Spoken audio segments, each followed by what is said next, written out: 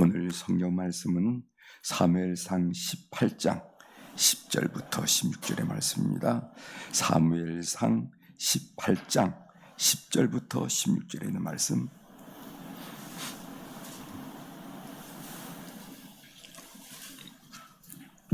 천천히 찾으시길 바랍니다. 사무엘상 18장 10절부터 이제 제가 봉독해 드리겠습니다. 그 이튿날 하나님께서 부르시는 악령이 사울에게 힘있게 내림에 그가 집 안에서 정신없이 떠들어대므로 다윗이 평일과 같이 손으로 수금을 타는데 그때 사울의 손에 창이 있는지라. 그가 스스로 이르기를 내가 다윗을 벽에 박으리라 하고 사울이 그 창을 던졌으나 다윗이 그의 앞에서 2번 피하였더라. 여호와께서 사울을 떠나 다윗과 함께 계심으로 사울이 그를 두려워한지라. 그러므로 사울이 그를 자기 곁에서 떠나게 하고 그를 천부장으로 삼음에 그가 백성 앞에 출입하며 다윗이 그의 모든 일을 지혜롭게 행하니라.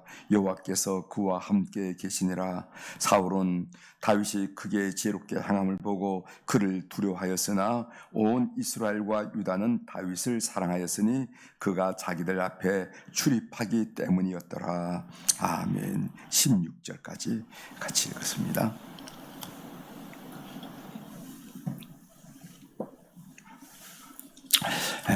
오늘 우리가 읽은 사무엘상 18장에 있는 말씀을 중심으로 주제를 이렇게 정했습니다.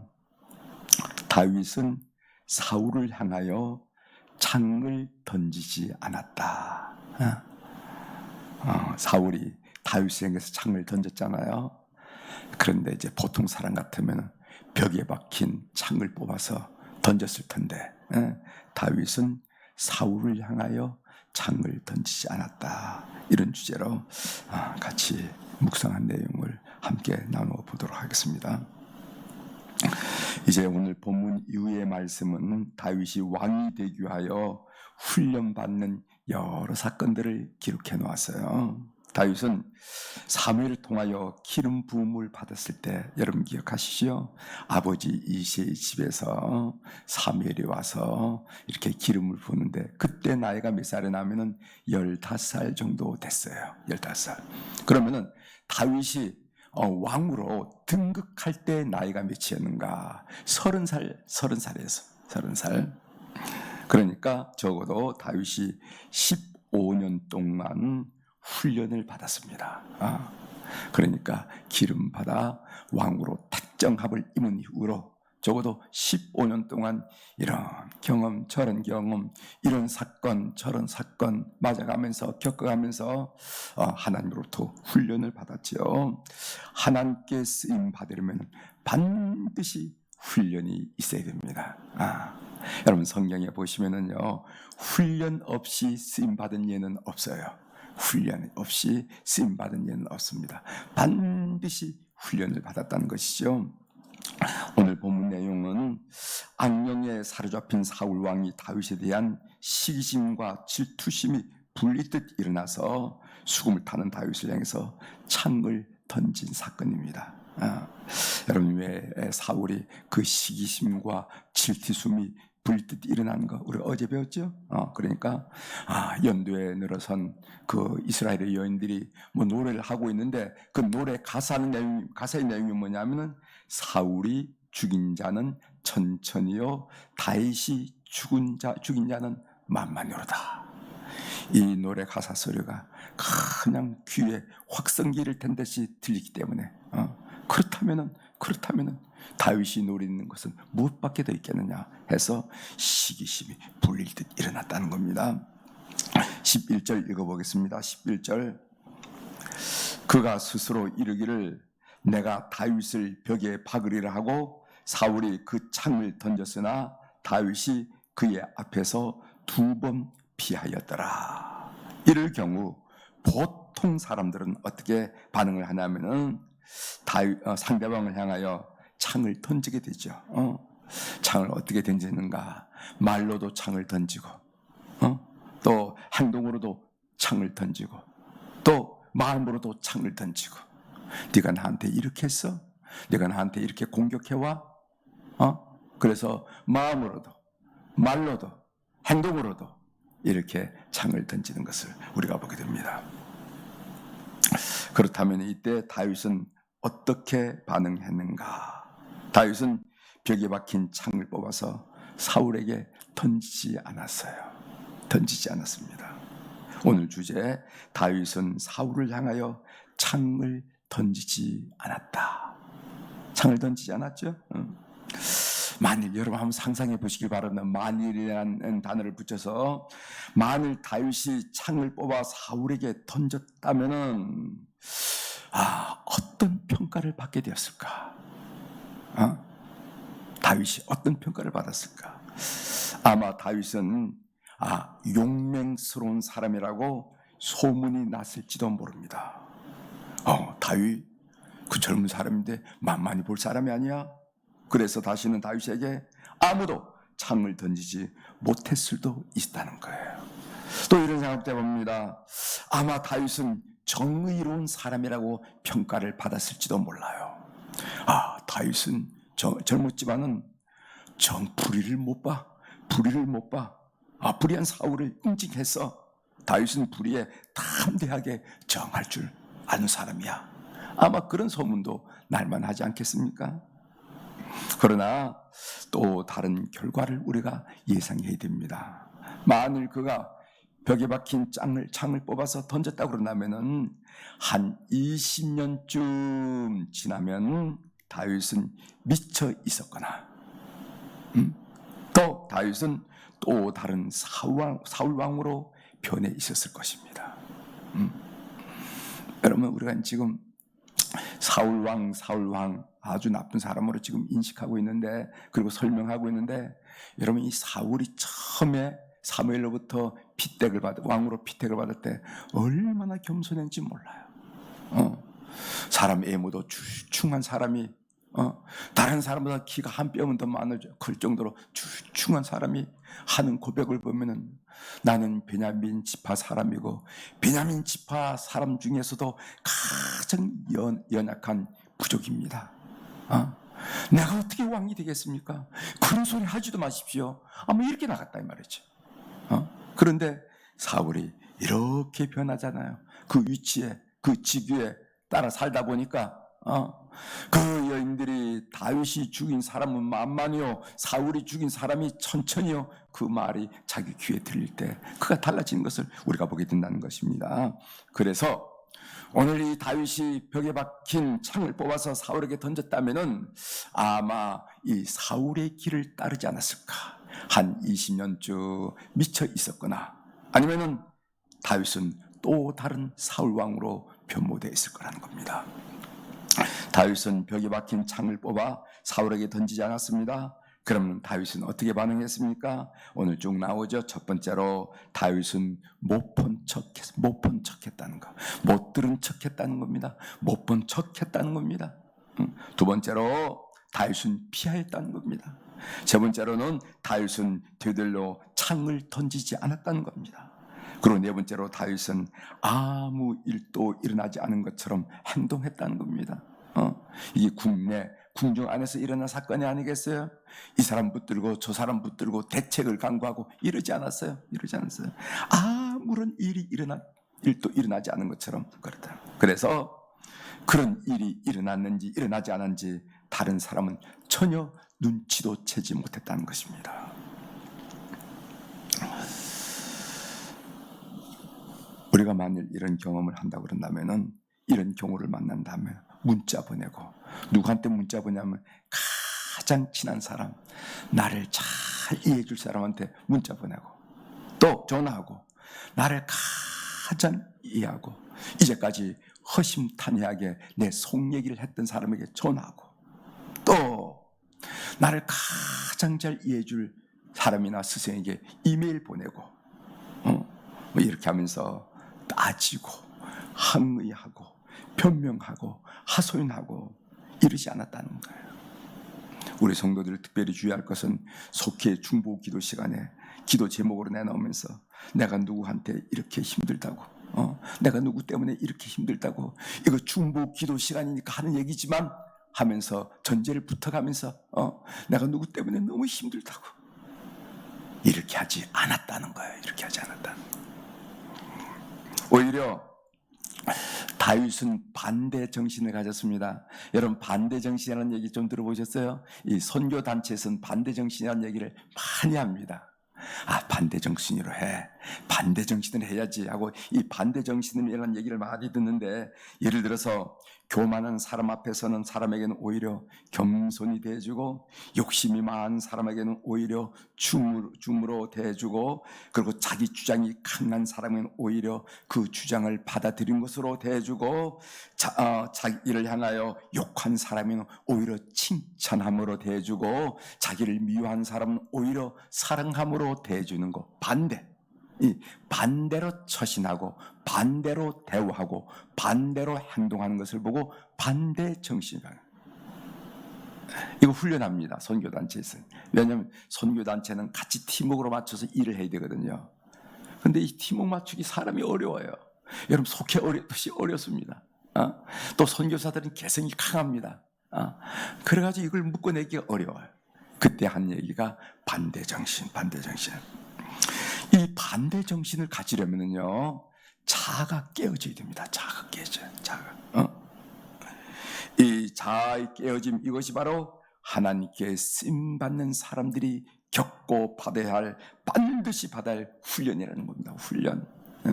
자아가 깨어져야만 그가 바로 하나님이 쓰임받을 수 있다 하는 겁니다.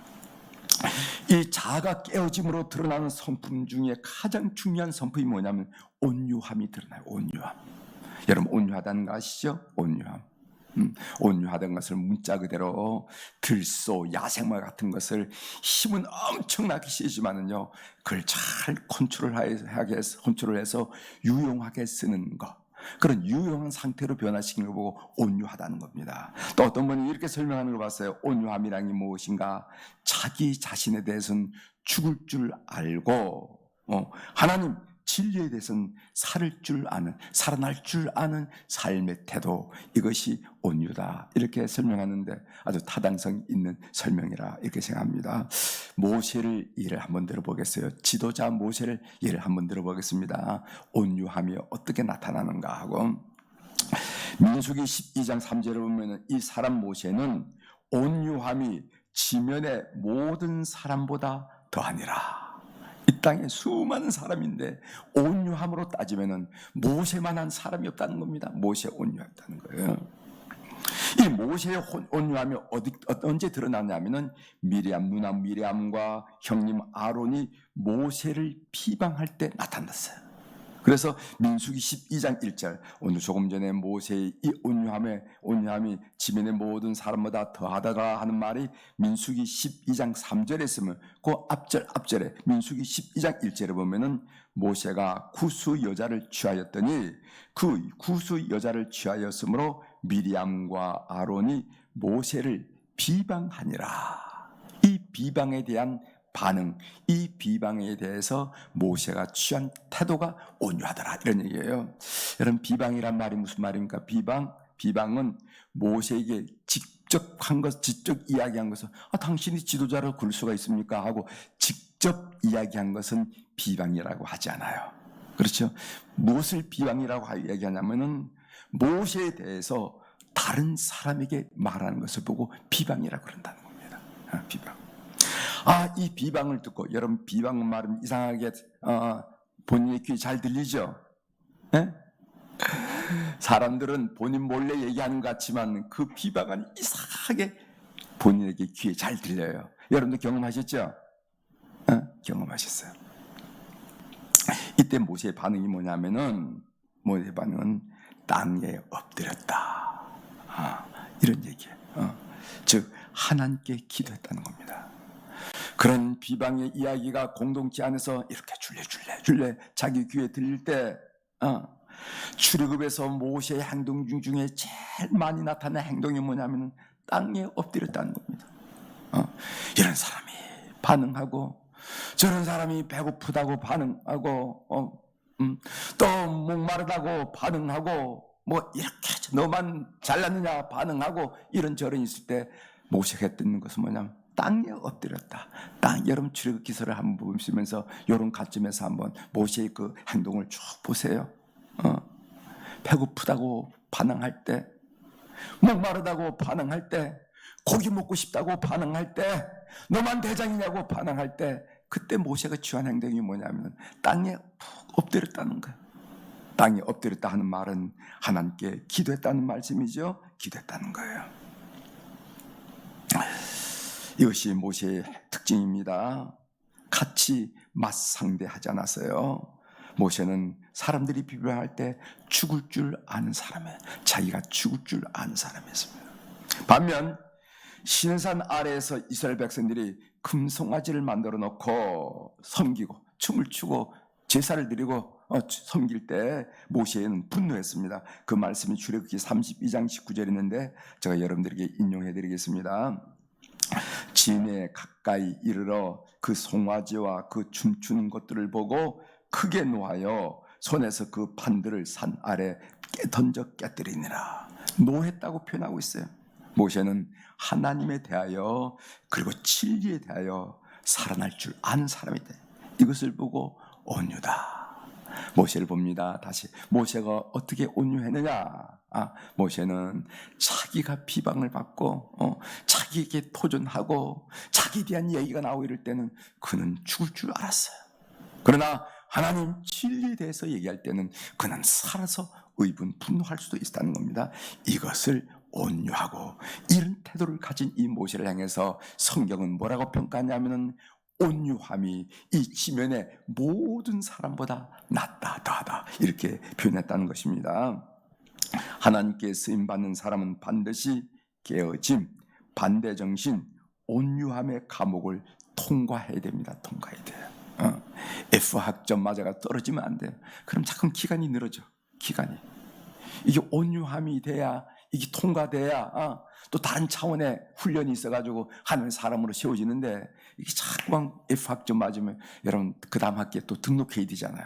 또 등록하고 또 무너지고 또 등록하고 이렇게 된다는 겁니다.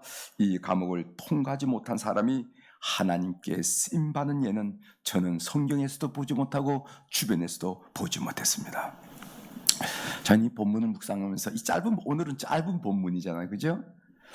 그러니까 그 사울이 다윗에게 창을 던졌는데 그냥 끝나고 마는 겁니다. 하나님이 다윗을 보호하기 때문에 잘 끝나고 마는데 본문을 묵상하면서 많은 은혜를 받았어요. 많은 은혜를 받았어요.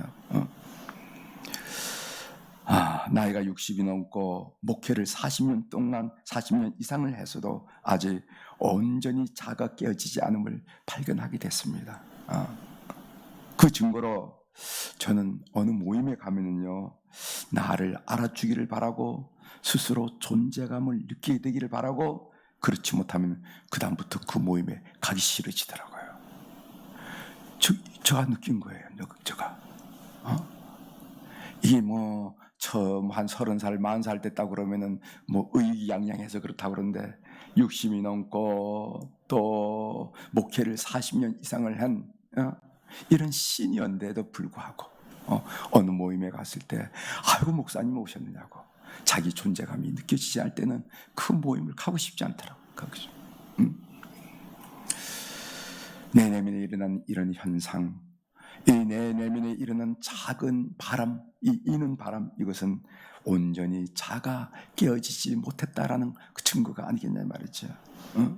사랑하는 교회 여러분들, 성령 충만함으로, 온유는 성령 충만할 때 나타나는 성령의 열매가 아니겠어요? 성령 충만함으로 온유함으로 반대정신으로 살아갈 수 있도록 여러분 기도 많이 해주시길 바랍니다. 그래서 어떤 경우라도 벽에 박힌 창을 뽑아서 상대방을 향하여 말로나 행동으로나 생각으로 던지지 않는 그런 인격, 그런 삶을 살 수 있도록 여러분 기도해 주시면 고맙겠습니다. 그리고 여러분들도 그렇게 사셔야 돼요.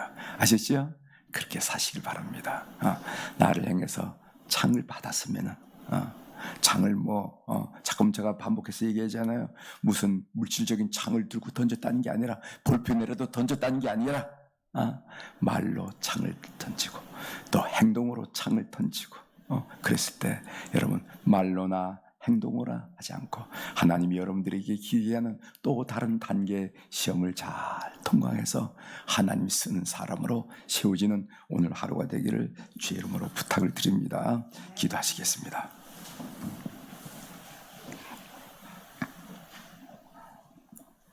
하나님 아버지, 오늘 본문 말씀은 사울이 시기와 질투심에 들끓어서 다윗을 향해서 창을 던지고, 그런데 하나님은 다윗 편이 되어서 다윗이 아무 일 없이 잘 지낸다 하는 이 간단한 이야기인데, 본문을 묵상하면 할수록 참 은혜스러운 말씀을 많이 발견하고 그 내용을 우리 사랑 교우들과 함께 이 새벽에 나눌 수 있도록 도와주시니 감사합니다.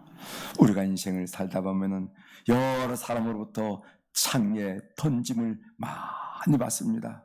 우리한테 직접은 이야기하지 않지만은 이 사람 저 사람의 입을 통해서 내 귀에 들리는 창 던짐을 우리가 많이 경험하게 되는데, 다윗은 이럴 때 어떻게 행동했는지 오늘 교훈을 통해서 우리 인생을 살아가면서 이렇게 살며 하나님의 기대에 부응하며 하나님의 쓰시에 합당한 그런 도구들이 되는 일에 세워짐을 받는 일에 오늘 또 한 걸음 더 다가서는 우리 교우들이 되도록 은총을 베풀어 주옵소서.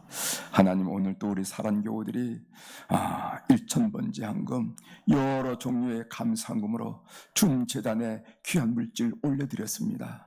우리가 늘 고백하는 고백이지만은 뭐가 풍성해서 드린 것도 아니고, 쓸 데가 없어서 드린 것도 아니고, 쓰고 남아서 드린 것도 아니고, 참으로 소중한 물질, 이 자본주의에서 귀하게 여기는 이 물질을 주님 앞에 올려드리면서 우리의 삶, 우리 자녀들의 삶, 우리 모든 손자 손녀들의 삶, 오늘 우리의 기도 제목까지도 주님 앞에 올려드리면서 물질을 드렸습니다.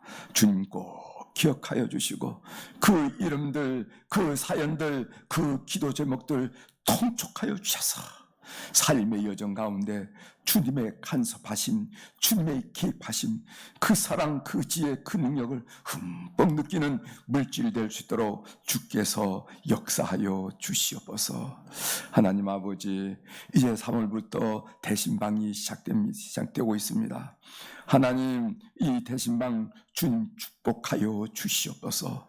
사람 많이 왔다가 갔다가 만났다가 헤어지는 그런 일이 아니라 성령님이 동행하시고 천군 천사 주님께서 불말과 불병거를 옹이하여 이 거름되어서 참으로 가정 속에 함께 기도하고 함께 예배를 올릴 때 사단의 회가 무너지고 하나님의 재단이 세워지는 놀라운 은혜를 경험할 수 있도록 주께서 역사하여 주시옵소서. 그래서 영적인 대지진이 일어나게 하시고 영적인 대사건이 일어나게 하시고 놀라운 변화 속에 가정 속에 이런 변화가 일어날 수 있도록 은총을 베풀어 주옵소서.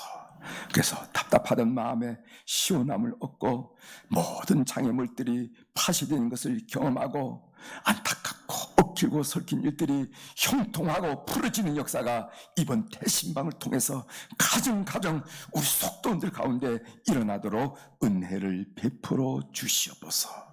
오늘도 하늘의 주권과 땅의 주권을 가진 우리 주님의 권세 있는 이름으로 이 새벽에 선포합니다. 내 영혼이 잘된 같이 범사가 잘되고 강건한 축복을 이 새벽에 주님 바라보는 우리 모든 교우들이 받아 누리게 도와주시옵소서.